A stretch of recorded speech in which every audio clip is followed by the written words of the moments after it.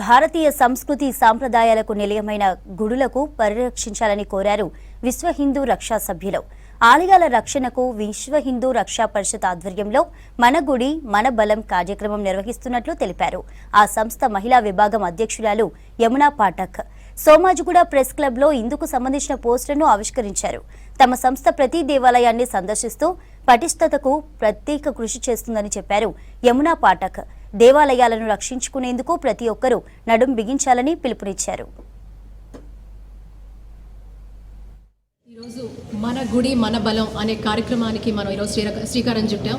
ఇందులో ముఖ్య ఉద్దేశం కూడా ఈరోజు మీరు చూస్తే అన్య మతస్థులకు సంబంధించి మీరు ఏదైనా చూస్తే వాళ్ళకి వారు ఈవెన్ కన్వర్షన్స్ కూడా విపరీతంగా ఈరోజు మన దేశంలో అవుతున్నాయంటే వాళ్ళు చూపించే ఒక ఆశ అదంతా కూడా. కానీ ఈరోజు 100 కోట్ల మంది ఉన్న మన హిందూ బంధువులందరూ కూడా ప్రతి హిందూ బంధువుకి నేను భరోసాగా ఉన్నాను అని చాటి చెప్పడానికి ఒక వేదిక, ఒక వారధి కావాలి. అది మన ఆలయం కావాలి. ప్రతి ఆలయం కూడా ఇంతకు ముందు పూర్వ వైభవం ఎలా ఉండేదో ఆలయ కేంద్రంగా ఇందాక మనకు పెద్దలందరూ కూడా చెప్పడం జరిగింది. ఆలయ కేంద్రంగా ఒకప్పుడు అనేక కార్యక్రమాలు సామాజిక ఆధ్యాత్మికమే కాకుండా సామాజిక ఆర్థిక పరంగా ప్రతి ఒక్క వ్యవస్థ బలపడడానికి ఆ ఆలయమే ముఖ్య కారణంగా కేంద్రంగా ఉండింది.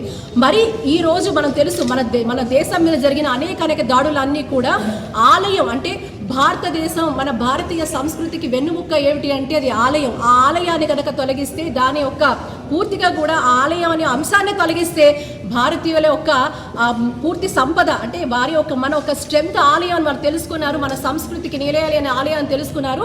దాన్ని తొలగిస్తే కనుక భారతీయ సంస్కృతే ఉండదు అనే ఒక దురుద్దేశంతో చేసిన కుట్రపూరితమైన అనేక దుష్కార్యక్రమాలే మనం చూస్తూ ఉన్నాం.